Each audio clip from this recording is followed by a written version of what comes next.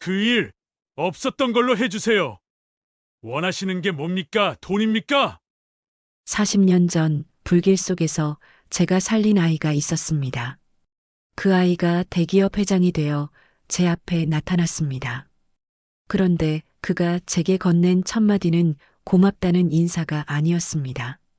63 막노동판에서 하루 벌어 하루 먹던 박만수. 그는 그날 현장에서 낯익은 얼굴을 발견합니다. 젊고 단정한 대기업 회장. 그런데 그의 오른쪽 귀 뒤에는 40년 전 그날의 흔적이 남아 있었습니다. 작게 패인 화상 흉터. 저 눈빛 날 알아본 거야. 그런데 왜 모른 척하지? 목숨을 구해준 은인을 왜 외면하는 걸까요? 그리고 그날 밤 만수의 휴대폰으로 걸려온 정체불명의 전화. 박만수 씨, 내일 밤 9시까지 혼자 오세요. 이 만남이 만수의 인생을 어떻게 뒤흔들어 놓는지 지금부터 그 이야기가 시작됩니다. 그리고 40년 전 그 화재 뒤에 숨겨진 충격적인 진실은 무엇일까요? 오늘 사연 시작하기 전에 무료 버튼인 구독과 좋아요 꼭 눌러주세요. 그리고 지금 이 영상을 어디에서 듣고 계신지 지역이나 장소를 댓글로 남겨주세요. 그러면 여러분들에게 복이 찾아올 거예요. 영하로 내려간 새벽 공기가 살갗을 파고들던 날이었습니다. 철근 냄새와 콘크리트 먼지가 뒤섞인 현장 가건물 안 박만수는 낡은 안전화 끈을 고쳐매며 천천히 일어나 앉았습니다. 63의 나이에 허리가 시큰거렸지만 만수는 그 고통마저 오래전에 익숙해진 사람이었습니다. 한때는 동네에서 만수형, 일머리 좋다는 소리를 듣던 시절이 있었습니다. 친구들 사이에서 무슨 일이든 믿고 맡길 수 있는 사람으로 통했고 술자리에서는 늘 중심에 앉아 이야기를 이끌던 사람이었습니다. 그러나 세월이라는 것은 참으로 무심하게 흘러갔습니다. 지금의 만수는 그저 막노동판에서 하루 벌어 하루 먹는 신세가 되어 있었습니다. 만수는 작은 냉장고에서 김치 반찬이 담긴 도시락을 꺼내며 혼잣말을 흘렸습니다. 나도 한때는 사람 구해봤던 놈인데 그게 내 인생을 바꿀 줄 누가 알았나. 그 말은 누구에게 하는 것도 아니었습니다. 그저 자신에게 되뇌는 습관처럼 굳어버린 독백이었습니다. 만수의 삶에는 그런 혼잣말이 많았습니다.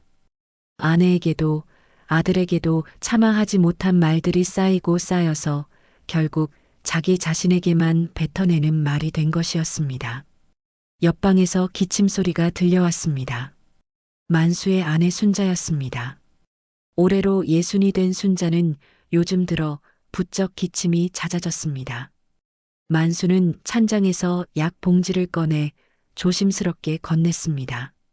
여보, 오늘도 병원 갈 거야? 순자는 약 봉지를 받아들며 고개를 저었습니다. 갈 돈이 어디 있어요? 당신 일이나 무사히 하고 와요. 순자는 웃었습니다. 그러나 그 웃음 속에는 감추려 해도 감출 수 없는 서글픔이 묻어 있었습니다. 눈가가 젖어 있었지만 순자는 손등으로 재빨리 닦아내며 아무렇지 않은 척했습니다. 만수는 그런 아내의 모습을 보며 가슴 한구석이 저며왔습니다. 미안하다는 말도 고맙다는 말도 입 밖으로 나오지 않았습니다. 수십 년을 함께 살아온 부부 사이에도 차마 건네지 못하는 말이 있다는 것을 만수는 오래전부터 알고 있었습니다. 현장으로 가는 버스 안은 새벽이라 한산했습니다. 만수는 창가에 기대 앉아 멍하니 바깥을 내다봤습니다. 라디오에서 옛날 노래가 흘러나왔습니다. 80년대 후반 아니면 90년대 초반쯤의 가요였습니다. 가사가 또렷이 들리지는 않았지만 멜로디만으로도 만수의 마음 깊은 곳에 잠들어 있던 기억들이 하나둘 깨어나기 시작했습니다. IMF 때 공장 문이 닫히던 날이 떠올랐습니다. 새벽같이 일어나 출근 준비를 하던 만수에게 공장장이 전화를 걸어왔습니다. 오늘부터 나오지 말라는 말이었습니다. 단 한마디의 위로도 없이 끊어진 전화. 그날 이후로 만수의 삶은 무너지기 시작했습니다. 비톡촉 전화가 하루에도 몇 통씩 걸려왔습니다. 아들 준호의 학원비를 내지 못해 학원에서 쫓겨나던 날 준호의 눈에서 처음으로 원망의 빛을 보았습니다. 그때부터 만수의 삶은 계속해서 버티기의 연속이었습니다. 한 번도 앞으로 나아간다는 느낌을 받아본 적이 없었습니다. 그저 하루하루를 견디고 또 견디는 것이 전부였습니다. 버스가 현장 근처에 도착했습니다. 만수는 무거운 몸을 일으켜 천천히 내렸습니다. 현장은 이미 분주하게 돌아가고 있었습니다. 크레인이 무거운 자재를 들어 올리고 용접 불꽃이 여기저기서 튀었습니다. 만수는 안전모를 쓰고 가건물로 들어갔습니다. 반장이 큰 소리로 만수를 불렀습니다. 야, 박만수. 오늘 VIP 온다. 회장님 현장 점검이래. 말 조심해. 만수는 헛웃음을 흘렸습니다. 회장님이면 뭐. 우리랑 같은 사람이지. 입 밖으로는 그렇게 말했지만 속으로는 쓴맛이 올라왔습니다. 회장이라는 사람들은 이런 현장에 와서 잠깐 둘러보고 사진 찍고 가면 그만이었습니다. 그러나 만수 같은 사람들은 뙤약볕 아래서 영하의 추위 속에서 매일 같이 흙을 퍼 나르고 자재를 옮겨야 했습니다. 나는 평생 남의 건물만 세워줬구나. 내 집은 전세도 못 지키는데. 만수는 그 생각을 떨쳐내려 애썼습니다. 생각해봐야 달라지는 것은 아무것도 없었습니다. 그저 오늘 하루도 무사히 버티는 것이 최선이었습니다. 그날은 평소와 다를 바 없이 흘러갔습니다. 흙을 퍼나르고 자재를 옮기고 반장에게 욕을 듣고 점심시간에는 차가워진 도시락을 펼쳐 허겁지겁 밥을 먹었습니다. 오후에는 시멘트 포대를 나르다가 허리에 통증이 왔지만 쉴 수는 없었습니다. 쉬면 일당이 깎이고 일당이 깎이면 이번 달 월세가 밀리기 때문이었습니다. 만수는 하루가 그렇게 끝날 줄 알았습니다. 아무 일도 일어나지 않는 평범하고 고된 하루. 그것이 만수에게 익숙한 일상이었습니다. 그러나 그날 만수의 삶은 예상치 못한 방향으로 흘러가기 시작했습니다. 오후 늦은 시간 현장 입구에 검은 승합차들이 줄지어 들어왔습니다.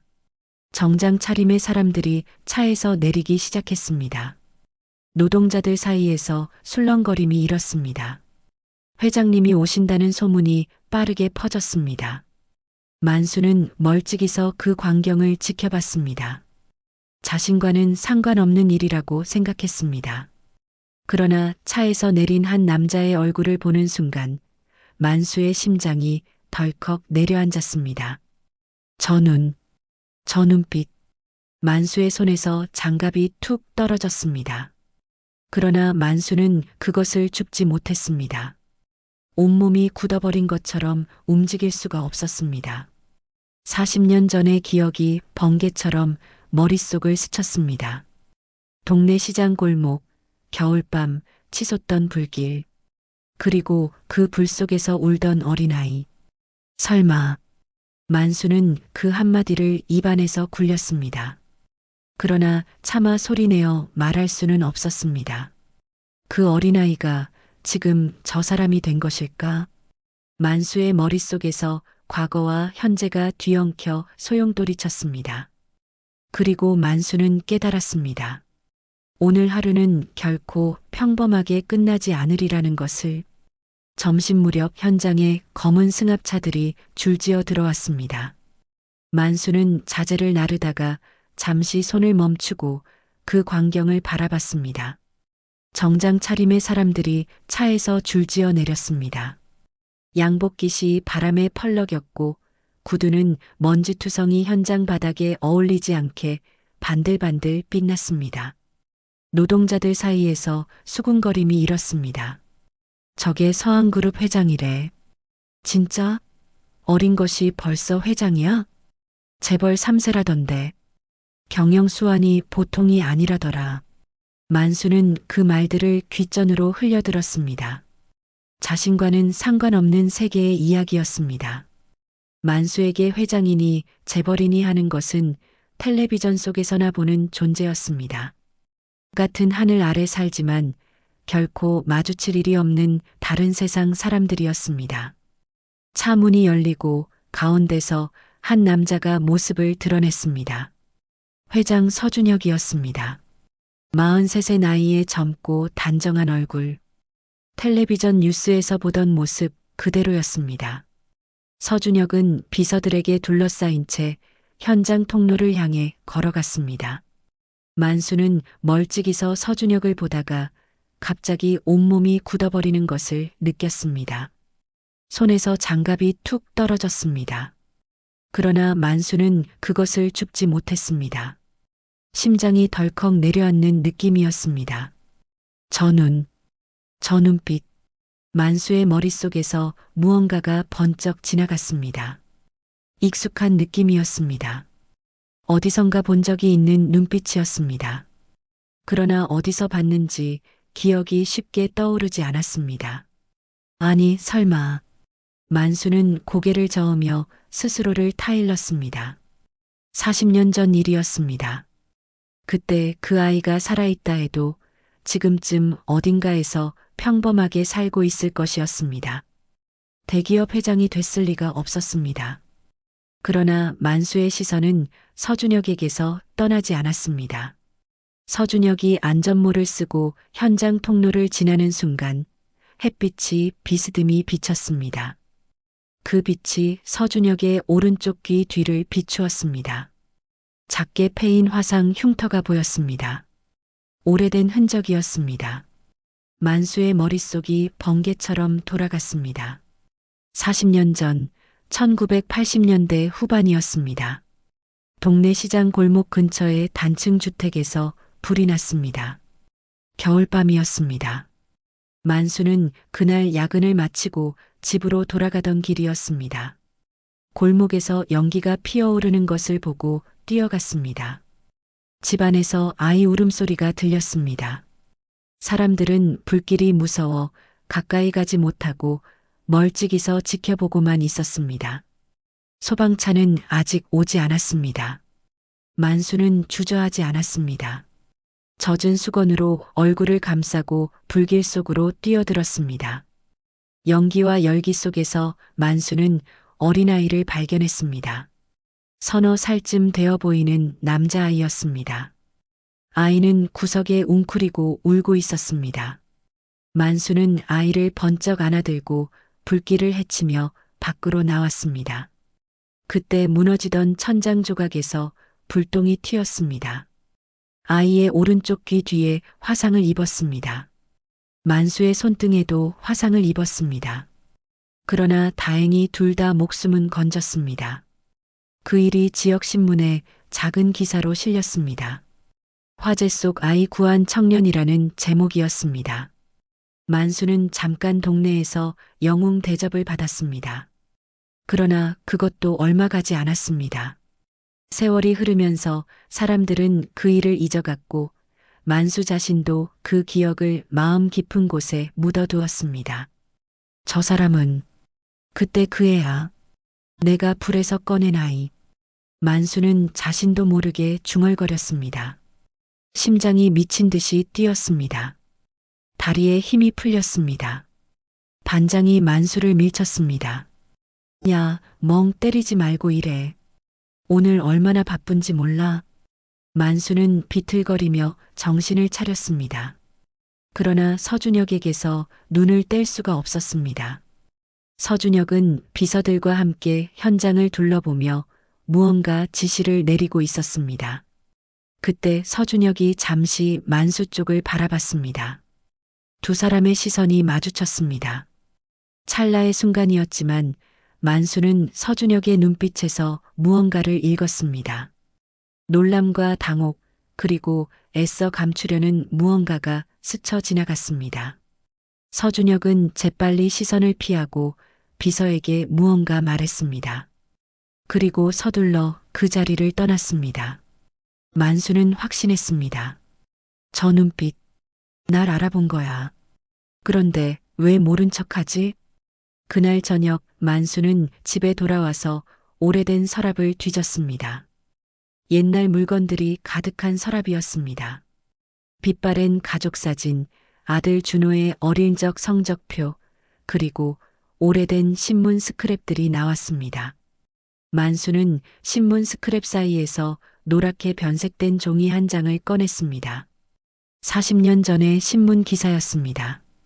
화재 속 아이 구한 청년이라는 작은 기사. 흑백 사진 속에 젊은 만수가 환한 표정으로 서 있었습니다. 순자가 방으로 들어왔습니다.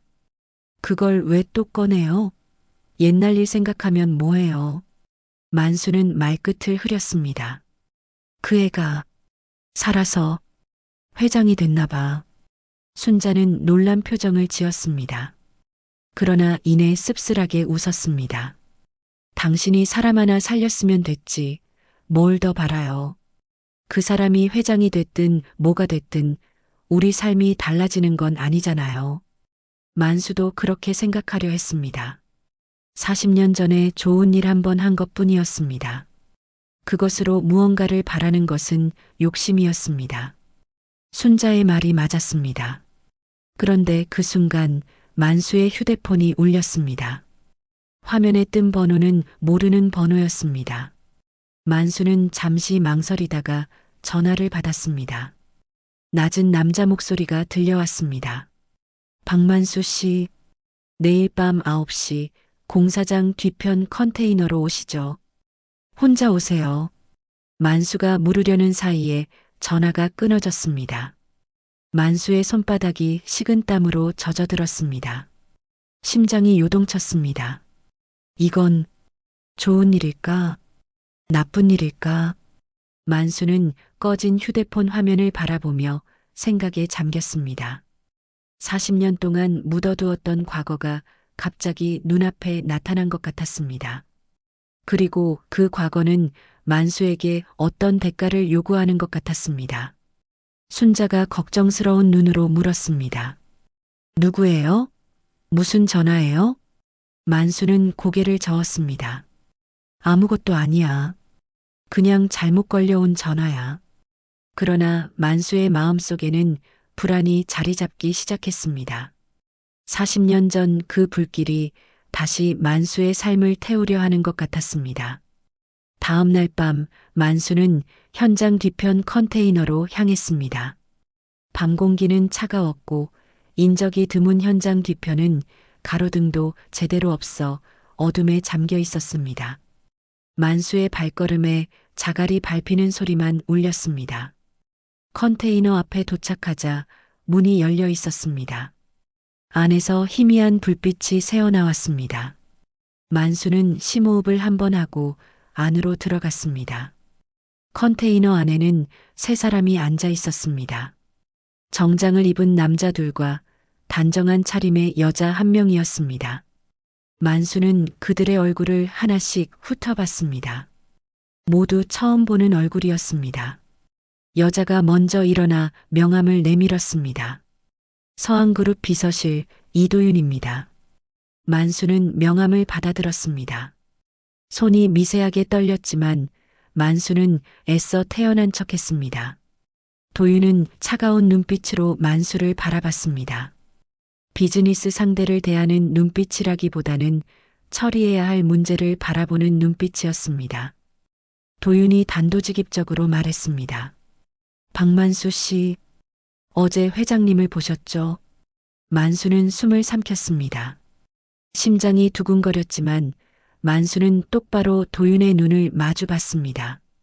그분, 혹시 40년 전 그 아이 맞습니까? 만수의 물음에 컨테이너 안에 잠시 침묵이 흘렀습니다.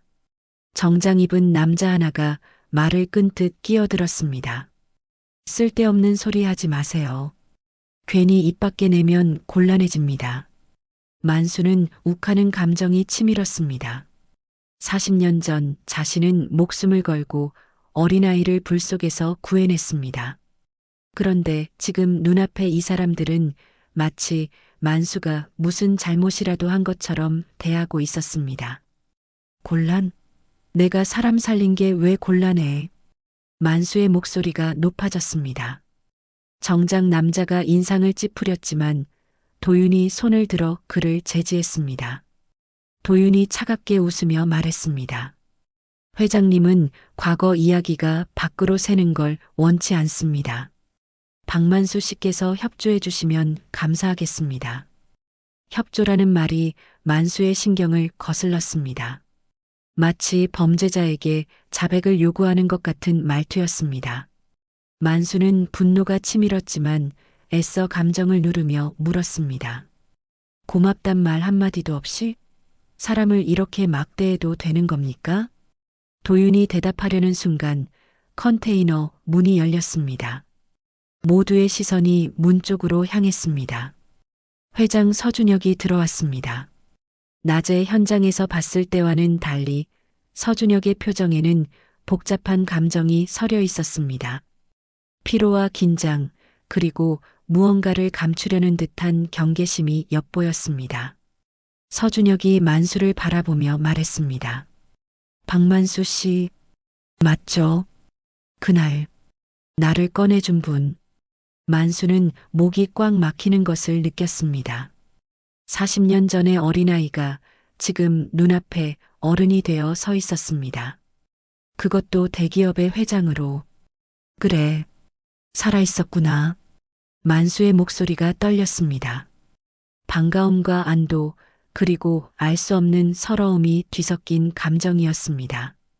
만수는 서준혁에게 다가가려 했습니다. 그러나 서준혁은 한 발 물러섰습니다. 그리고 고개를 숙이지 않았습니다. 오히려 그의 표정은 더욱 굳어졌습니다. 서준혁이 단호하게 말했습니다. 그 일 없었던 걸로 해주세요. 만수는 귀를 의심했습니다. 뭐라고요? 서준혁이 말을 이었습니다. 지금 저에게 그 과거는 약점이 됩니다. 만수는 얼어붙은 듯 서 있었습니다. 머릿속에서 무언가 부서지는 소리가 났습니다. 40년 전 목숨을 걸고 구한 아이가 지금 만수에게 그 일을 없었던 것으로 해달라고 말하고 있었습니다. 약점? 목숨을 구한 게 약점이야? 세상 참. 만수는 참다 못해 소리쳤습니다. 목소리가 갈라졌습니다. 서준혁의 눈빛이 잠시 흔들렸습니다. 그러나 이내 다시 굳어졌습니다. 원하시는 게 뭡니까? 돈입니까? 그 말이 만수의 자존심을 찢었습니다.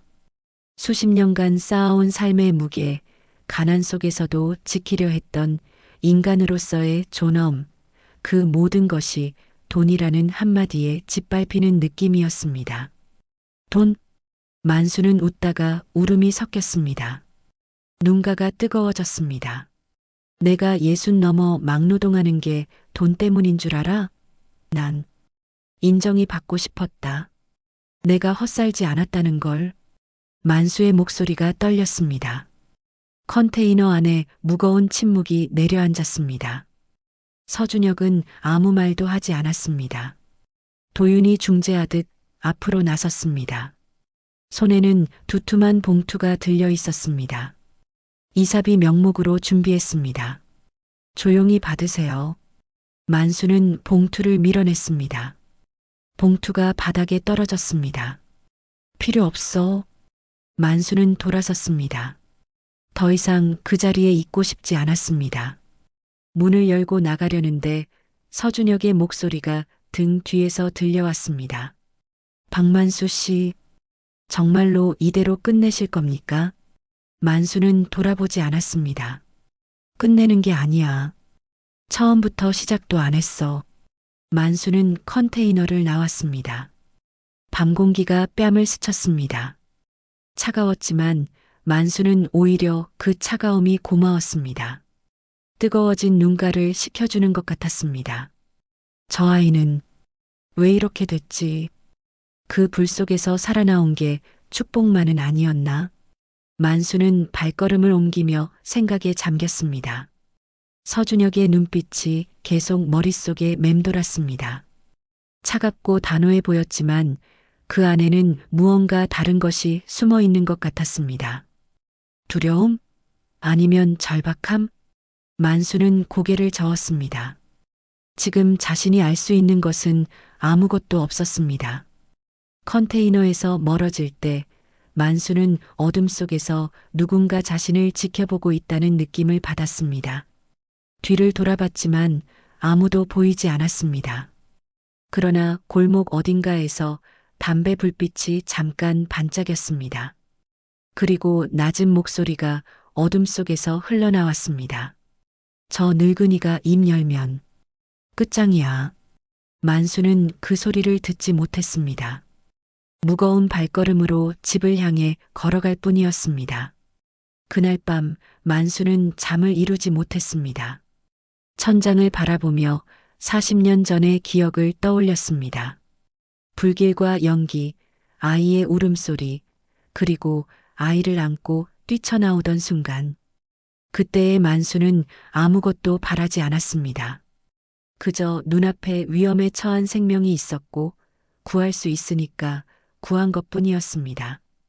그런데 지금 그 일이 이렇게 돌아올 줄은 몰랐습니다. 만수는 창밖의 어둠을 바라보며 중얼거렸습니다. 사람을 살리는 게 이렇게 무거운 짐이 될 줄 누가 알았나? 옆에서 잠든 순자의 고른 숨소리가 들렸습니다. 만수는 아내의 손을 조용히 잡았습니다. 따뜻한 온기가 전해졌습니다. 무슨 일이 있어도 가족만은 지켜야지. 만수는 그렇게 다짐하며 눈을 감았습니다. 그러나 잠은 쉽게 오지 않았습니다.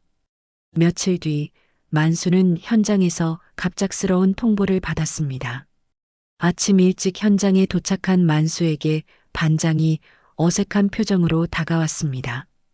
평소 같으면 거칠게 일을 시키던 반장이었지만 그날따라 눈을 제대로 마주치지 못했습니다. 만수 씨, 미안한데. 반장은 고개를 돌린 채 말했습니다. 목소리에 힘이 없었습니다. 위에서 내려왔어. 안전 위반으로 해고래. 나도 어쩔 수 없어. 만수는 귀를 의심했습니다. 안전 위반이라니요.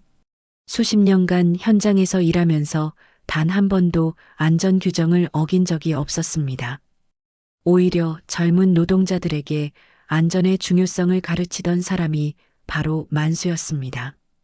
헬멧은 항상 제대로 착용하고 안전화끈은 빠뜨리지 않고 매고 작업 전 장비 점검도 빠짐없이 했습니다. 그런 만수에게 안전 위반이라는 말이 붙다니. 무슨 안전 위반입니까? 말이 됩니까? 만수의 목소리가 높아졌습니다. 그러나 반장은 눈을 피하며 서류 한 장을 내밀었습니다. 서류에는 온갖 이유가 빼곡히 적혀 있었습니다. 작업 시 안전모 미착용, 안전 난간, 무단 이동, 작업 중 음주 의심, 모두 사실과 다른 내용이었습니다. 그냥 위에서 정한 거야. 나한테 따져봐야 소용없어.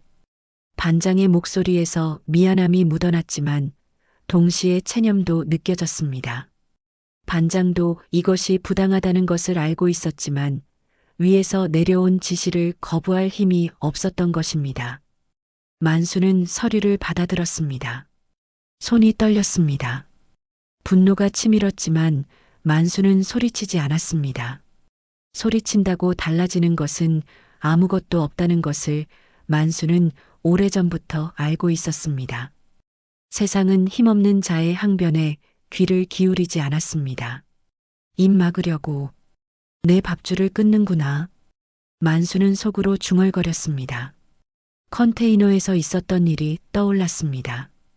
회장 서준혁의 차가운 눈빛, 비서 도윤의 협박, 그리고 어둠 속에서 들렸던 낮은 목소리. 저 늙은이가 입 열면 끝장이야. 그들이 움직이기 시작한 것이었습니다. 만수는 짐을 챙기고 현장을 나섰습니다. 낡은 가방에 든 것이라곤 물통과 장갑, 그리고 순자가 싸준 빈 도시락통뿐이었습니다. 수십 년간 함께 일하던 동료들이 멀찌감치 서서 만수를 바라봤습니다. 몇몇은 안타까운 표정을 지었지만 아무도 가까이 오지 않았습니다. 만수에게 다가갔다가 자신들마저 해고될까봐 두려웠던 것입니다. 만수는 그 모습을 보며 씁쓸하게 웃었습니다. 사람들은 자신을 지키기 위해 다른 사람을 외면할 수밖에 없는 것이 현실이었습니다. 만수는 그것을 원망하지 않았습니다. 자신도 젊었을 때 그랬으니까요. 다만 그 현실이 더 이상 낯설지 않다는 사실이 서글펐습니다. 현장을 나서며 만수는 뒤를 한번 돌아봤습니다. 높이 솟아가는 건물 뼈대가 보였습니다. 저 건물이 완공되면 누군가는 그곳에서 편히 일하고 살겠지요. 하지만 그 건물을 세운 사람들의 이름은 어디에도 남지 않을 것입니다. 만수처럼 이름 없이 떠나는 사람들의 땀과 눈물은 콘크리트 아래 묻혀 잊힐 것입니다. 집에 돌아오자 순자가 불안한 얼굴로 만수를 맞았습니다. 만수가 평소보다 훨씬 일찍 돌아온 것을 보고 무슨 일이 있었음을 직감한 것입니다. 당신 왜 이렇게 일찍 와요? 무슨 일 있어요? 만수는 대답하지 못했습니다. 어떻게 말해야 할지 몰랐습니다. 해고당했다고, 그것도 누명을 쓰고 쫓겨났다고 어떻게 말합니까? 만수는 그저 무거운 몸을 의자에 내려놓았습니다. 한숨이 절로 나왔습니다. 순자가 만수의 얼굴을 살피며 조심스럽게 말했습니다. 당신, 요 며칠 누가 집 근처를 맴도는 것 같아요.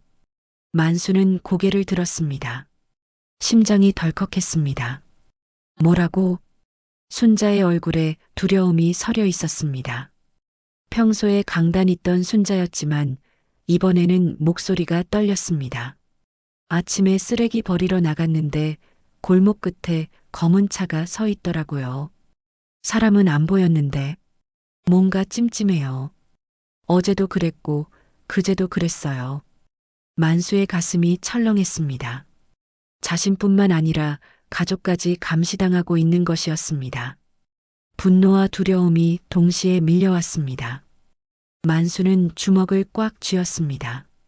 이 손으로 무엇을 할 수 있을까?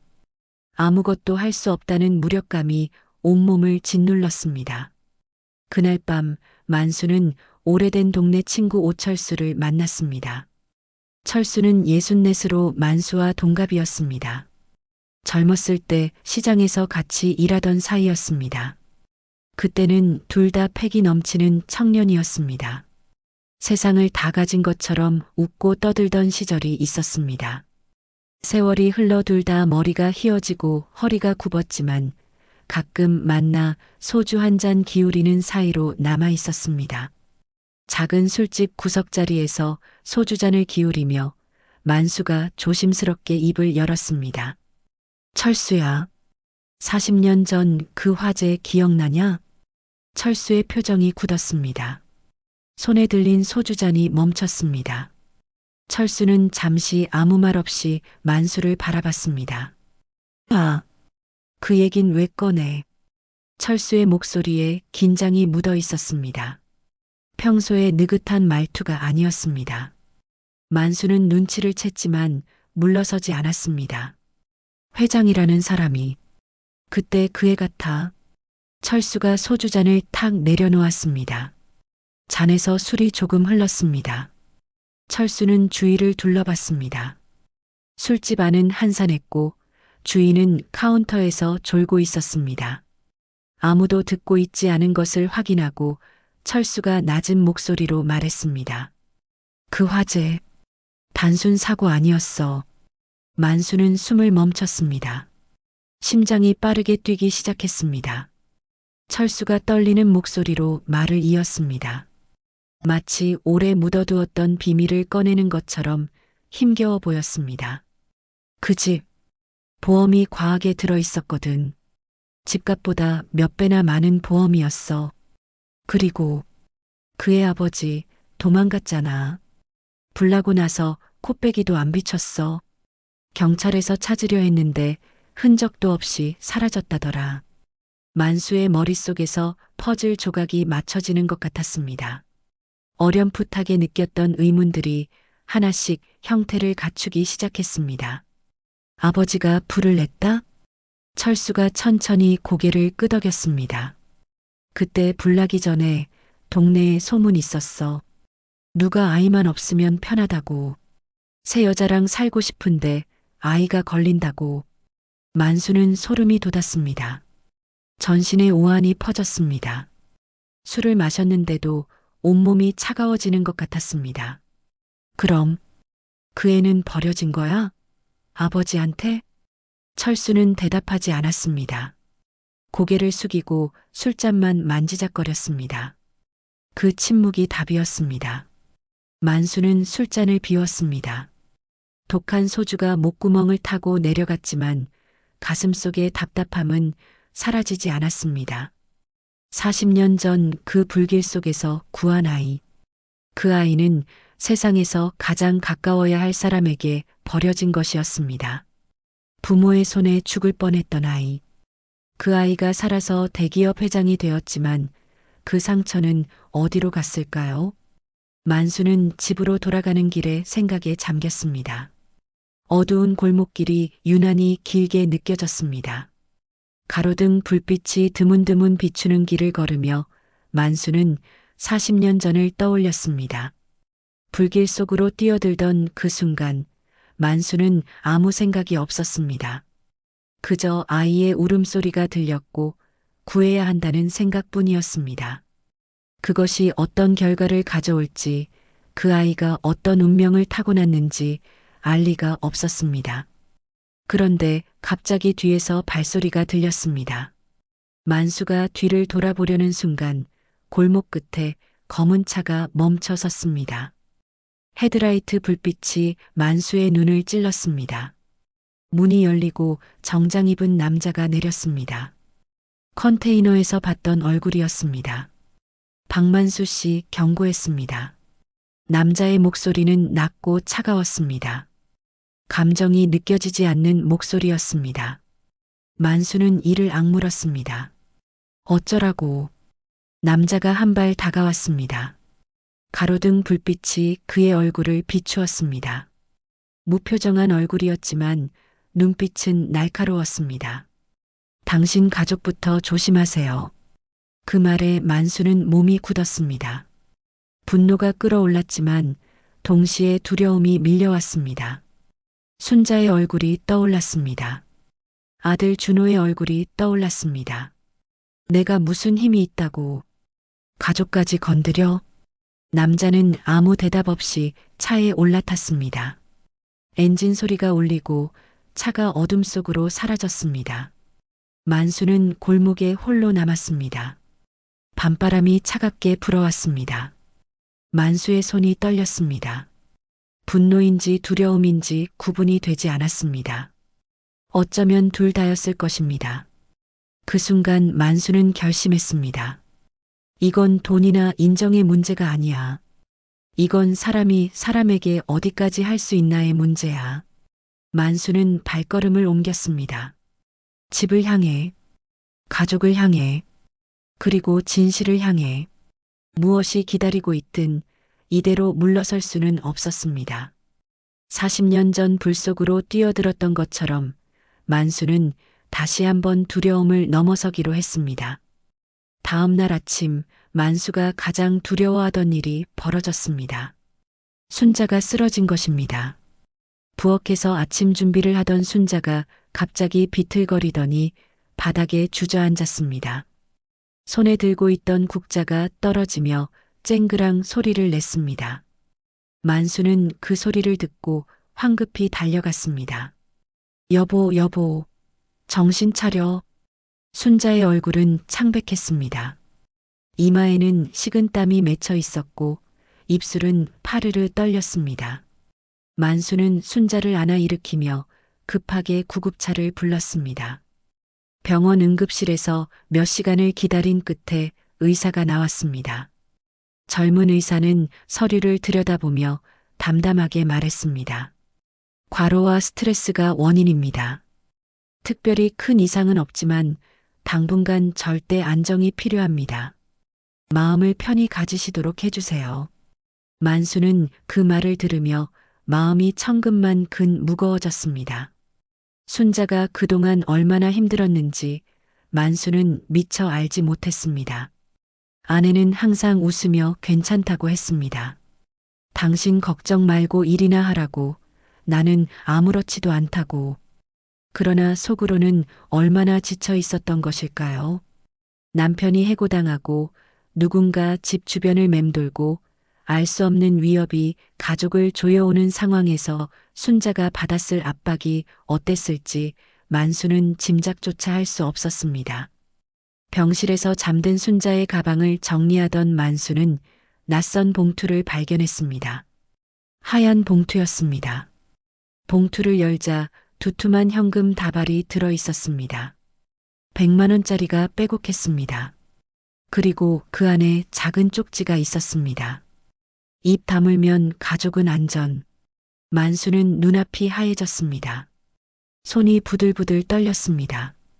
이 봉투가 언제 순자에게 전해진 것인지 알 수 없었습니다. 순자는 이것을 보고 얼마나 무서웠을까요? 그러면서도 만수에게 말하지 않고 혼자 끙끙 앓았던 것입니다. 남편 걱정시킬까봐 만수의 가슴이 찢어지는 것 같았습니다. 이게 사람 사는 세상이냐? 만수는 봉투를 쥔 채 분노로 온몸이 떨렸습니다. 잠든 순자의 얼굴을 바라봤습니다. 주름 가득한 얼굴, 거칠어진 손. 평생을 만수 곁에서 고생만 하며 살아온 아내였습니다. 그 아내마저 이렇게 괴롭히다니. 그때 만수의 휴대폰이 울렸습니다. 모르는 번호였습니다. 병원 복도로 나가 전화를 받자 낯선 목소리가 들렸습니다. 박만수 씨 맞으십니까? 경찰서입니다. 아드님 박준호 씨가 음주 폭행으로 신고되었습니다. 본서로 와주십시오. 만수는 귀를 의심했습니다. 준호가 음주 폭행이라니요. 준호는 술을 거의 마시지 않는 아이였습니다. 회사 회식 자리에서도 한두 잔만 마시고 일찍 들어오는 성실한 아들이었습니다. 만수는 급히 경찰서로 갔습니다.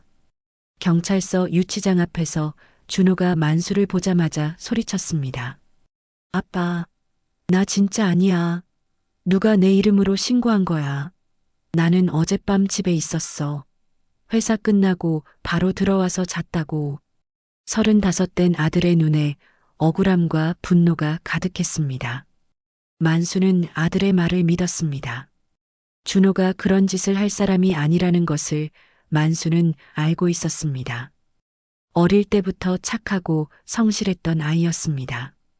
누구 하나 때리는 법 없이 자란 아이가 음주 폭행이라니요.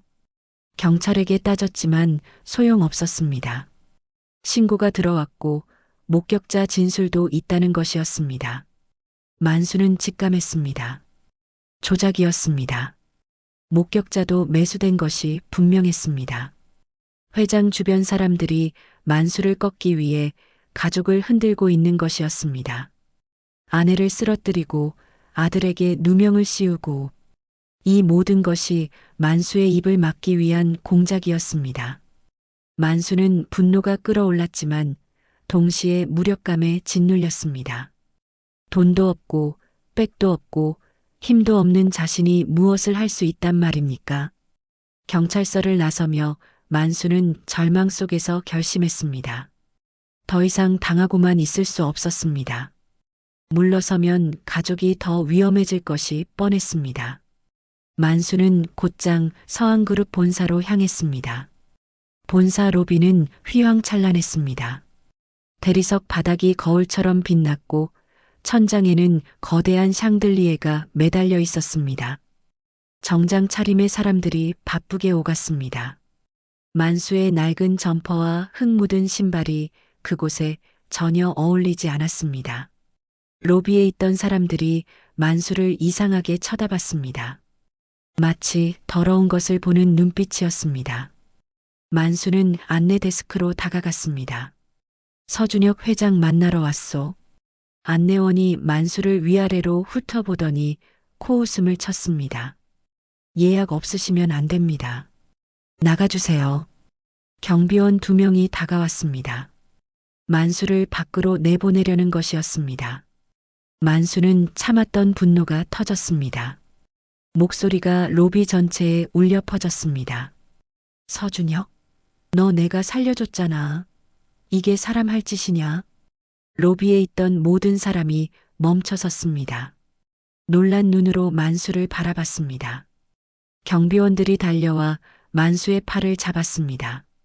만수는 뿌리치려 했지만 힘이 부족했습니다. 그때 엘리베이터 문이 열리고 회장 서준혁이 내려왔습니다. 옆에는 비서 도윤이 붙어 있었습니다. 서준혁은 소란을 듣고 내려온 것이었습니다. 서준혁의 표정은 싸늘했습니다. 그러나 만수를 보는 눈빛에는 복잡한 감정이 스쳐 지나갔습니다. 놀람, 당혹, 그리고 무언가를 감추려는 듯한 긴장. 서준혁이 손짓했습니다. 경비원들이 만수를 놓았습니다. 서준혁이 낮게 말했습니다. 그만하십시오. 만수는 울분을 토했습니다. 목소리가 떨렸지만 눈빛은 흔들리지 않았습니다. 내 아들이 누명 썼고 내 아내는 쓰러졌어. 네가 시킨 거냐? 서준혁이 잠깐 흔들리는 표정을 보였습니다. 눈빛이 잠시 흔들렸습니다. 그리고 뜻밖의 말을 했습니다. 내가 시킨 게 아닙니다. 만수는 비웃었습니다. 그럼 누가 시켰어? 귀신이 했어? 서준혁은 이를 악물었습니다. 잠시 주저하는 듯 하더니 낮은 목소리로 말했습니다. 나도 통제 못하는 사람이 있습니다. 그 말의 의미를 만수는 곧바로 이해하지 못했습니다. 대기업의 회장이 통제하지 못하는 사람이 있다니요. 회장보다 더 높은 사람이 있다는 뜻일까요? 도윤이 눈을 내리깔았습니다. 무언가 감추려는 듯한 표정이었습니다. 서준혁이 만수에게 말했습니다. 오늘은 돌아가십시오. 이곳에서 떠드는 것은 아무 소용없습니다. 만수는 무력감에 어깨가 축 처졌습니다. 그러나 물러서지 않았습니다. 네가 시킨 게 아니라면 왜 막지 않았어? 왜 방관했어? 서준혁은 아무 대답도 하지 않았습니다. 그저 돌아서서 엘리베이터로 향했습니다. 그 뒷모습이 만수의 눈에 오래도록 남았습니다. 그날 밤 만수는 집으로 돌아가는 길이었습니다. 골목에 들어섰을 때 어둠 속에서 인기척이 느껴졌습니다. 돌아보기도 전에 누군가 달려들었습니다. 첫 번째 주먹이 만수의 뺨을 때렸습니다. 만수가 비틀거리는 사이 발길질이 날아왔습니다. 바닥에 쓰러진 만수를 누군가 계속 걷어찼습니다. 갈비뼈가 부러지는 것 같은 통증이 온몸을 관통했습니다. 희미해지는 의식 속에서 목소리가 들렸습니다. 입 열면 다음은 내 손주다. 만수는 피를 토했습니다. 차가운 땅바닥에 쓰러진 채 만수는 흐릿해지는 시야 속에서 생각했습니다. 이제 끝이구나. 내가 살린 아이가 내 가족을 죽이게 두겠구나. 그러나 만수는 포기하지 않았습니다. 흐려지는 의식 속에서도 주먹을 쥐었습니다. 아직 끝이 아니야. 만수는 며칠 뒤 병실에서 눈을 떴습니다. 천장에 하얀 형광등이 눈에 들어왔습니다. 온몸이 쑤시고 아팠습니다. 숨을 쉴 때마다 갈비뼈가 찌릿찌릿 아팠습니다. 얼굴 곳곳에 멍이 들어 있었고 입술은 터져서 딱지가 앉아 있었습니다. 만수는 천천히 고개를 돌렸습니다. 그리고 놀랐습니다. 병실 의자에 뜻밖의 사람이 앉아 있었기 때문입니다. 회장 서준혁이었습니다. 서준혁은 넥타이를 풀어 헤친 채였습니다. 평소의 단정한 모습이 아니었습니다. 눈 밑에 다크서클이 짙었고 얼굴은 지쳐 보였습니다. 마치 며칠 밤을 새운 사람처럼 초췌한 모습이었습니다. 서준혁이 만수가 깨어난 것을 알아차리고 낮게 말했습니다. 박만수 씨, 나도 당신처럼 매일 악몽을 꿉니다. 만수는 씁쓸하게 웃었습니다. 입술이 터져 피가 배어 나왔지만 개의치 않았습니다. 그래서 사람을 괴롭혀? 서준혁이 천천히 고개를 저었습니다. 그건 내가 한 일이 아닙니다. 하지만 내가 방관했습니다. 막을 수 있었는데 막지 않았습니다. 만수는 그 말에 무언가 느껴지는 것이 있었습니다. 서준혁의 눈빛이 달라 보였습니다. 처음 컨테이너에서 만났을 때의 오만함이나 차가움이 아니었습니다. 무언가에 짓눌린 사람의 눈빛이었습니다. 높은 곳에 서 있지만 발밑이 무너지고 있는 사람의 눈빛. 서준혁이 떨리는 목소리로 고백하기 시작했습니다. 그날 불은 아버지가 낸 게 맞습니다. 만수는 숨을 들이켰습니다. 철수에게 들었던 이야기가 사실로 확인되는 순간이었습니다. 서준혁이 이어 말했습니다. 목소리가 떨렸지만 멈추지 않았습니다. 아버지는 빚에 쪼들리고 있었습니다. 그리고 새 여자가 있었습니다. 그 여자와 새 삶을 시작하려면 돈이 필요했고 저라는 아이가 걸림돌이었습니다. 그래서 보험을 들고 불을 질렀습니다. 아이가 죽으면 보험금을 받을 수 있으니까요. 만수는 가슴이 서늘해지는 것을 느꼈습니다. 세상에 이런 일이, 제 아이를 돈 때문에 죽이려 하다니. 서준혁의 손이 무릎 위에서 꽉 쥐어졌습니다. 손등에 핏줄이 튀어나왔습니다. 그런데 더 끔찍한 건 그 뒤로 저를 키운 사람입니다. 만수가 물었습니다. 누가 널 키웠는데? 서준혁이 잠시 망설이더니 말했습니다. 아버지가 도망간 뒤 저는 고아원에 맡겨질 뻔했습니다. 그때 누군가 저를 데려갔습니다. 서안가에 들어가게 해준 사람. 지금 이사회를 좌지우지하는 전 회장, 장태식입니다. 만수는 그 이름을 기억했습니다. 뉴스에서 들어본 적이 있었습니다. 서한그룹의 전 회장, 현재는 이사회 실세로 물러나 있지만 여전히 막강한 영향력을 행사하는 인물. 만수가 물었습니다. 그 사람이 너를 이용한 거냐? 서준혁이 천천히 고개를 끄덕였습니다. 장태식 회장은 저를 서한가의 후계자로 키웠습니다. 하지만 그건 저를 위한 게 아니었습니다. 자기 입맛대로 조종할 수 있는 꼭두각시가 필요했던 겁니다. 저의 과거를 알고 있으니 언제든 저를 협박할 수 있었습니다. 서준혁의 눈가가 붉어졌습니다. 불에서 살아남은 아이라는 이야기가 퍼지면 저의 출신이 드러납니다.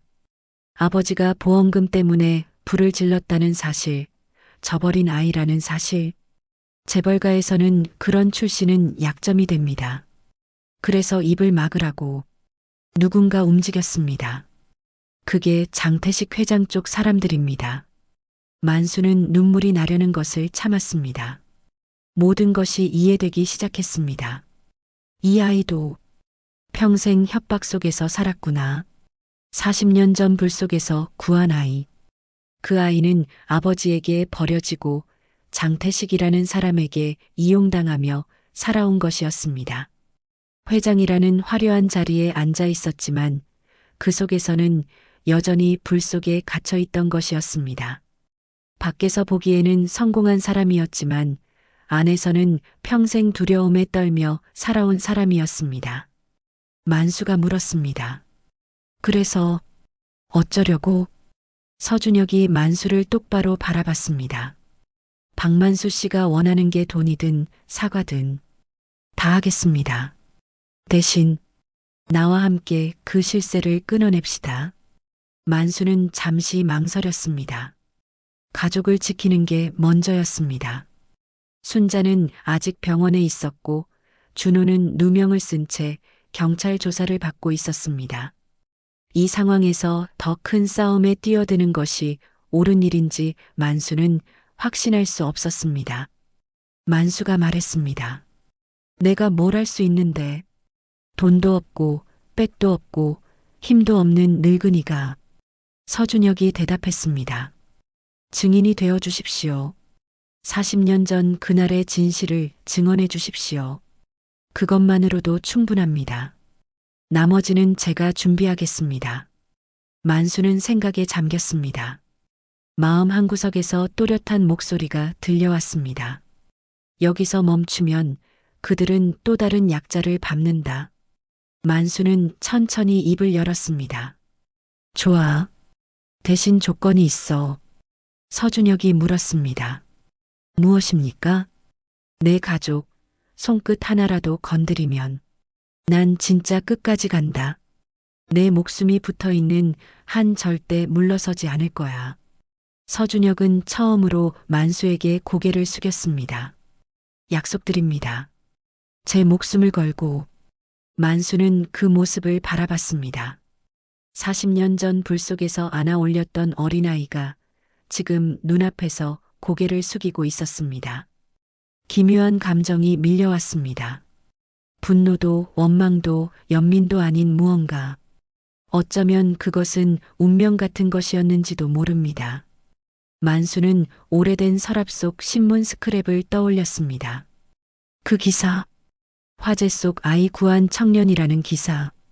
증거가 될 수 있을까? 서준혁이 고개를 끄덕였습니다. 당시 신문 기사, 소방서 기록, 병원 기록 다 찾아낼 수 있습니다. 그리고 더 확실한 게 있습니다. 서준혁은 품에서 USB 하나를 꺼냈습니다. 제가 숨겨둔 것입니다. 그날 이후의 기록입니다. 누가 움직였는지, 누가 지시했는지, 장태식 회장과 측근들의 통화 녹음, 자금 흐름 다 들어 있습니다. 만수는 그 USB를 바라봤습니다. 작은 물건이었지만 그 안에는 수십 년의 비밀이 담겨 있었습니다. 병실 창밖으로 아침 햇살이 들어왔습니다. 만수는 창밖을 바라보며 생각했습니다. 이제 불 속으로 다시 들어가야 하는구나. 그때처럼. 그러나 이번에는 혼자가 아니었습니다.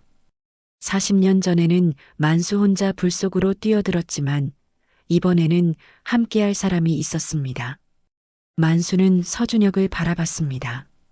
같이 가자. 불 속에서 나올 때까지. 서준혁의 눈가가 붉어졌습니다.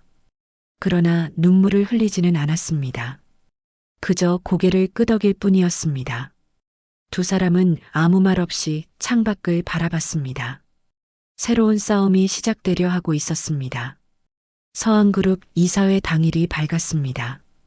이른 아침부터 본사 주변에는 긴장감이 감돌았습니다. 오늘 이사회에서 중요한 안건이 상정될 것이라는 소문이 돌았기 때문입니다.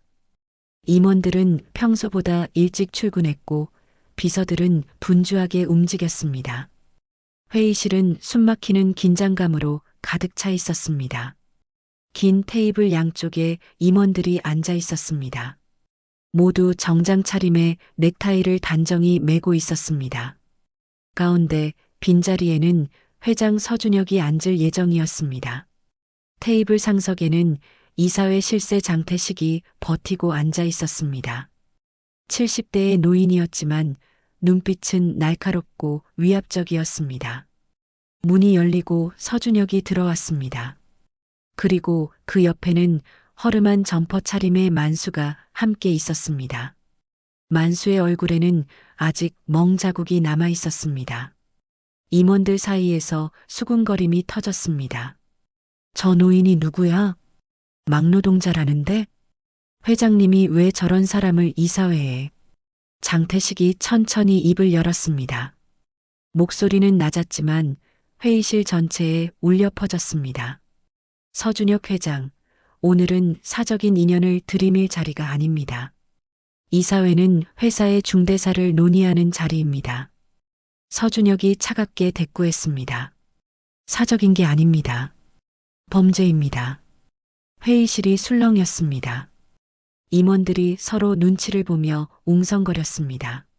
무슨 일이 벌어지려는 것인지 다들 긴장한 표정이었습니다. 서준혁이 노트북을 열고 USB를 연결했습니다. 회의실 대형 스크린에 녹취 파일이 재생되기 시작했습니다. 박만수 임마가 가족까지 건드려도 돼. 어차피 늙은이 하나 죽는다고 누가 신경 쓰겠어. 녹음 속 목소리는 분명했습니다. 그 자리에 있는 모든 사람이 그 목소리의 주인을 알아들었습니다. 장태식 회장의 목소리였습니다. 또 다른 녹음이 이어졌습니다. 아버지 화재 건은 절대 밖으로 새면 안 돼. 준혁이 출신이 드러나면 끝이야. 그 녀석을 쥐고 있어야 우리가 편해. 회의실에 침묵이 내려앉았습니다. 임원들의 표정이 일그러졌습니다. 몇몇은 창백해졌고 몇몇은 믿을 수 없다는 표정으로 장태식을 바라봤습니다. 장태식의 얼굴이 굳었습니다. 그러나 곧 비웃음을 흘렸습니다. 조작이다. 저건 조작된 녹음이야. 요즘 기술이면 이 정도는 얼마든지 만들어낼 수 있지. 서준혁이 한마디 덧붙였습니다. 조작이 아닙니다. 녹음 원본과 메타데이터는 포렌식 전문업체에서 검증받았습니다. 그리고 박만수 씨를 해고시키고 폭행한 건 장태식 회장님 측근으로 확인됐습니다. 폭행범들의 자백 진술서도 있습니다. 서준혁이 서류 뭉치를 테이블 위에 올려놓았습니다. 증거 서류들이었습니다. 자금 흐름, 지시 내용, 실행자들의 진술, 모든 것이 갖춰져 있었습니다. 임원들이 웅성거리기 시작했습니다. 분위기가 완전히 바뀌고 있었습니다. 장태식이 비웃듯 말했습니다. 그래도 세상은 내 편이야. 언론, 법조, 정계. 다 내 손 안에 있어. 이 정도 가지고는 나를 건드리지 못해. 그리고 장태식은 만수를 노려보며 한마디를 던졌습니다. 그 말이 폭탄이었습니다. 애초에 네가 그날 불 속에서 아이를 꺼내지만 않았어도 내 계획은 완벽했지. 회의실에 정적이 흘렀습니다. 만수는 귀를 의심했습니다. 계획? 장태식이 무심하게 말했습니다. 마치 날씨 이야기를 하듯 가볍게. 그 아이는 원래 죽었어야 했다. 보험금 그리고 서한가에 새 얼굴이 필요했거든. 아이 아버지한테 시킨 거야. 불 지르게 한 것도 아이를 거기 두고 나오게 한 것도. 그런데 네가 끼어들었지. 순간 서준혁의 눈이 흔들렸습니다. 온몸이 굳어버린 듯 움직이지 못했습니다. 얼굴이 창백해졌습니다. 당신이 내가 서한가에 들어오게 만든 이유가 그거였습니까? 장태식이 어깨를 으쓱했습니다.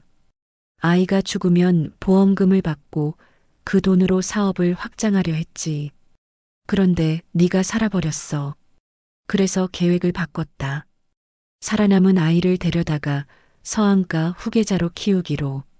어차피 부모 없는 고아니까 내 말을 잘 들을 거라고 생각했지. 그리고 실제로 그랬고. 장태식의 목소리에는 아무런 감정이 없었습니다.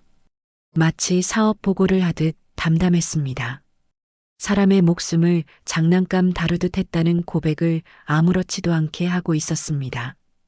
세상은 원래 그렇게 굴러가. 감정 따위로는 못 살아남아. 만수가 앞으로 나섰습니다. 목소리는 떨렸지만 또렷했습니다. 그래, 세상은 더러웠지. 80년대에도 IMF 때도 우리 같은 사람은 늘 밟혔어. 당신 같은 사람들한테. 만수는 서준혁을 바라봤습니다. 근데 나는 그 불 속에서 한 아이를 꺼냈다. 아무 생각 없이, 아무것도 바라지 않고. 그건 거래가 아니라 사람이 할 일이었다. 그게 사람이야. 만수의 눈에 눈물이 고였습니다. 그러나 눈물을 흘리지는 않았습니다. 당신은 사람이 아니야. 짐승도 제 새끼는 물어 죽이지 않아. 회의실에 침묵이 흘렀습니다. 임원들 중 몇몇이 고개를 숙였습니다. 서준혁이 마침내 눈물을 삼키며 말했습니다. 이제 그 불에서 나옵시다. 더 이상 당신의 꼭두각시가 아닙니다. 서준혁은 이사회 자리에서 장태식을 해임 안건으로 밀어붙였습니다. 동시에 검찰에 증거를 제출했다고 밝혔습니다. 찬반 투표가 진행됐습니다. 임원들이 하나씩 손을 들었습니다. 처음에는 주저하던 사람들도 결국 손을 들었습니다. 해임 찬성이 압도적이었습니다. 장태식이 마지막 발악처럼 소리쳤습니다. 너도 공범이야. 넌 그 모든 걸 알고도 지금까지 회장 자리 누렸잖아. 내 손도 깨끗하지 않아. 서준혁은 잠시 침묵했습니다. 그리고 천천히 고개를 끄덕였습니다. 맞습니다. 저도 알고 있었습니다. 알면서도 눈을 감았습니다. 그래서 오늘 여기서 끝내겠습니다. 저도 책임지겠습니다. 서준혁이 서류 한 장을 꺼내 들었습니다. 저의 회장직 사임서입니다. 검찰 조사가 끝날 때까지 모든 직무에서 물러나겠습니다. 회의실이 다시 술렁였습니다. 아무도 예상하지 못한 선언이었습니다. 그 말이 만수의 가슴을 세게 때렸습니다. 사람이 바뀔 수 있구나. 장태식이 경호원들에게 끌려나갔습니다. 마지막까지 고함을 지르며 발버둥쳤지만 이미 늦었습니다. 임원들은 서로 눈치만 볼 뿐 아무 말도 하지 못했습니다. 만수는 창밖을 바라봤습니다. 해가 기울어가고 있었습니다. 40년 전 그 겨울밤의 불길이 떠올랐습니다. 그때 만수는 아무 생각 없이 불 속으로 뛰어들었습니다. 그리고 40년이 지난 지금 그 불은 비로소 꺼지려 하고 있었습니다. 만수는 중얼거렸습니다. 이제 진짜 끝나는 건가? 서준혁이 만수 옆으로 다가왔습니다. 아직 아닙니다. 수사도 남았고 재판도 남았습니다. 하지만 시작은 된 것 같습니다. 두 사람은 나란히 창밖을 바라봤습니다. 노을이 붉게 물들어가고 있었습니다. 40년의 세월을 건너 두 사람은 같은 곳을 바라보고 있었습니다. 몇 달이 흘렀습니다. 장태식은 구속수사를 받았습니다. 검찰은 그에게 방화사주, 상해, 교사, 사기, 횡령 등 여러 혐의를 적용했습니다. 언론은 서한그룹 비리 폭로, 전 회장의 충격 범죄라는 제목으로 연일 보도를 쏟아냈습니다. 40년 전의 화재 사건, 그리고 그 뒤에 숨겨진 음모들이 하나씩 밝혀졌습니다. 세상은 충격에 빠졌습니다. 재벌가의 어두운 비밀, 버려진 아이, 조작된 삶. 드라마보다 더 드라마 같은 이야기에 사람들은 분노하고 안타까워했습니다. 회장 서준혁은 대국민 사과 기자회견을 열었습니다.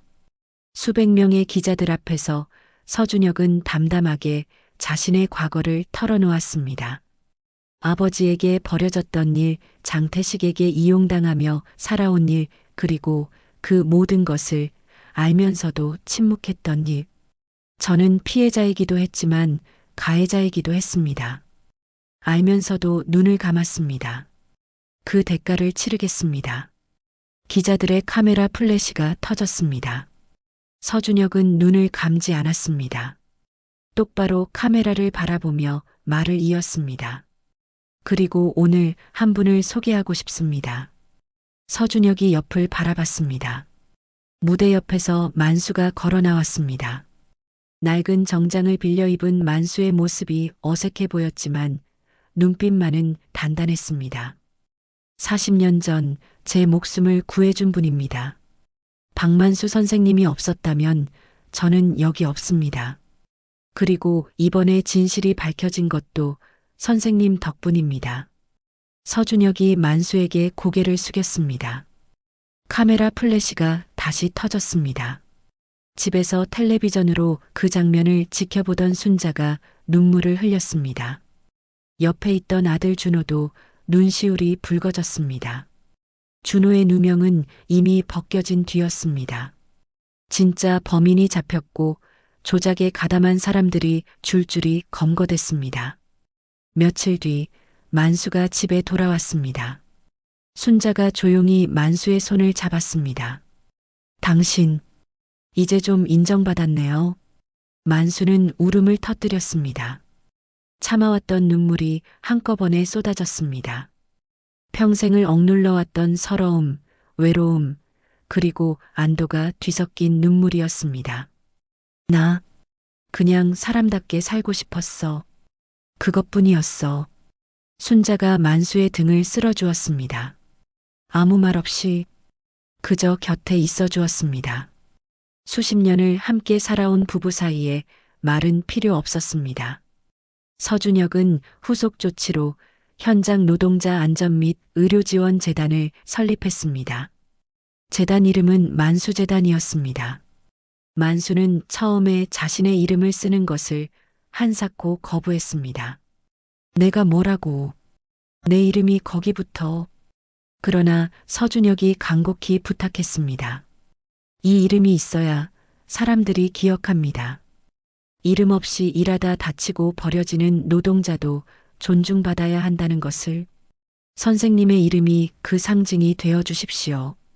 만수는 결국 고개를 끄덕였습니다. 만수는 그 재단의 현장 자문으로 일하게 되었습니다. 월급은 많지 않았지만 만수에게는 돈보다 중요한 것이 있었습니다. 매일 아침 현장을 돌며 안전 점검을 하고 젊은 노동자들과 이야기를 나눴습니다. 어이, 거기 헬멧 제대로 써. 턱끈 풀리면 소용없어. 작업 반장님, 비계 점검했어요? 어제 비 왔으니까 미끄러울 수 있어요. 만수가 진짜 원했던 것은 거창한 보상이 아니었습니다. 자기처럼 늙어가며 다치고 버려지는 사람들이 덜 외롭게 사는 것. 그것이 만수의 바람이었습니다. 어느 날 서준혁이 만수를 찾아왔습니다. 현장 근처 작은 식당에서 둘이 마주 앉았습니다. 김치찌개와 계란말이가 나왔습니다. 평범한 점심이었습니다. 서준혁이 조용히 물었습니다. 선생님, 아직도 불꿈 꾸십니까? 만수는 국물을 한 숟갈 떠먹고 잠시 생각했습니다. 가끔. 근데 요즘은 불 속에서 내가 애를 업고 나오면 뒤에서 누가 내 등을 밀어줘. 서준혁이 고개를 숙였습니다. 목소리가 떨렸습니다. 그게 저였으면 좋겠습니다. 만수는 젓가락을 내려놓고 서준혁의 어깨를 가볍게 두드렸습니다. 너는 내 방식으로 갚아. 나도 내 방식으로 살고. 그러면 된다. 서준혁이 고개를 끄덕였습니다. 두 사람 사이에 말이 필요 없는 무언가가 흐르고 있었습니다. 40년이라는 세월을 건너 불 속에서 시작된 인연이 비로소 제자리를 찾은 것 같았습니다. 며칠 뒤 만수는 다시 공사장에 섰습니다. 하지만 이번에는 막노동자로서가 아니었습니다. 안전점검 조끼를 입고 있었습니다. 헬멧에는 만수재단이라는 글자가 새겨져 있었습니다. 젊은 노동자가 무거운 자재를 나르다가 비틀거렸습니다. 만수가 다가가 도와주며 말했습니다. 야, 무리하지 마. 몸이 자본이야. 다쳐서 일 못하면 그게 손해야. 우리 때는 몰랐지만 이제는 알자. 젊은 노동자가 웃으며 대답했습니다. 네, 선생님. 감사합니다. 만수도 웃었습니다. 오랜만에 마음 편히 웃을 수 있었습니다. 현장을 둘러보던 만수는 잠시 멈춰 섰습니다. 저 멀리 건설 중인 건물이 보였습니다. 아직 완공되지 않은 철근과 콘크리트로 이루어진 뼈대. 만수는 그 모습을 바라보며 속으로 조용히 생각했습니다. 불에서 한 사람을 꺼낸 게 내 인생 전부는 아니었구나. 그날 이후에도 나는 계속 사람을 살릴 수 있었구나. 그리고 앞으로도 살릴 수 있겠지. 바람이 불었습니다. 만수의 헬멧이 가볍게 흔들렸습니다. 만수는 눈을 감았다가 떴습니다. 햇살이 눈부셨습니다. 따뜻한 봄 햇살이었습니다. 집에 돌아오니 순자가 저녁 준비를 하고 있었습니다. 건강이 많이 회복된 순자는 콧노래를 흥얼거리고 있었습니다. 부엌에서 고소한 냄새가 풍겼습니다. 오늘 일 어땠어요? 만수는 순자 옆에 앉으며 대답했습니다. 오늘도 좋은 하루였어. 순자가 미소 지었습니다. 당신 요즘 얼굴이 밝아졌어요. 젊어진 것 같기도 하고.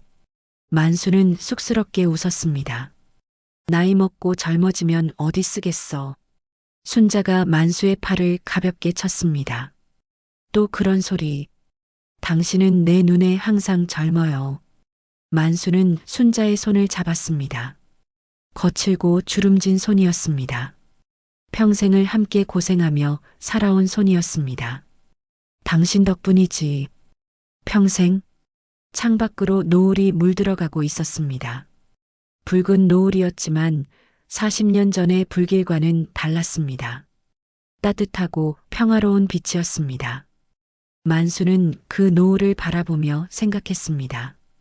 40년 전의 불길은 무서웠습니다. 그러나 그 불 속에서 만수는 한 생명을 구했고 그 인연이 40년 후에 다시 만수를 구했습니다. 아내를 구하고 아들을 구하고 만수 자신의 삶을 구했습니다. 세상은 여전히 힘들고 불공평한 곳이었습니다. 권력을 가진 자들은 여전히 약자를 밟았고 가난한 자들은 여전히 하루하루 버텨야 했습니다. 그러나 그 속에서도 사람은 사람을 살릴 수 있었습니다. 그리고 그렇게 살린 인연은 언젠가 돌고 돌아 다시 자신에게 돌아오는 것이었습니다. 만수는 미소 지었습니다. 누군가의 인생을 구하는 일은 결국 자기 인생도 구하는 일이다. 저녁 밥상에 둘러앉은 만수와 순자. 작은 집이었지만 그 안에는 따뜻함이 가득했습니다. 김치찌개가 보글보글 끓고 계란말이가 노릇노릇 익어갔습니다. 만수는 숟가락을 들며 생각했습니다. 이제 내 인생도 제대로 시작이구나. 밖에서는 바람이 잔잔하게 불고 있었습니다. 40년의 불길이 꺼지고 새로운 날이 시작되고 있었습니다. 만수는 밥을 한 숟갈 떠 입에 넣었습니다. 따뜻한 밥이었습니다. 그 따뜻함이 온몸으로 퍼졌습니다. 순자가 물었습니다. 내일은 뭐 할 거예요? 만수가 대답했습니다. 내일도 현장 가야지. 점검할 때가 많아. 순자가 웃었습니다. 우리 영감, 이제 바빠서 못 살겠네. 만수도 웃었습니다. 바쁜 게 좋은 거지. 할 일이 있다는 게. 창밖에 노을이 점점 짙어지고 있었습니다. 곧 밤이 올 것입니다. 그러나 만수는 두렵지 않았습니다. 내일 아침이면 다시 해가 뜰 것이고 만수는 다시 현장으로 갈 것입니다. 그리고 또 누군가를 도울 것입니다. 그것이 만수의 새로운 삶이었습니다. 밥상을 정리하고 순자와 나란히 텔레비전을 보다가 만수는 스르르 잠이 들었습니다. 오랜만에 편안한 잠이었습니다. 꿈속에서 만수는 불 속에 있었습니다. 그러나 이번에는 무섭지 않았습니다. 불길 속에서 아이를 안고 나오는 만수의 등 뒤로 따뜻한 손이 밀어주고 있었습니다. 만수는 미소 지으며 걸어 나왔습니다. 불 밖으로, 빛 속으로. 누군가의 인생을 구하는 일은 결국 자기 인생도 구하는 일이다. 더 많은 이야기로 다시 찾아올게요. 구독과 좋아요는 무료이며 큰 힘이 됩니다. 댓글 무료인 거 아시죠? 댓글로 여러분의 많은 의견 들려주세요.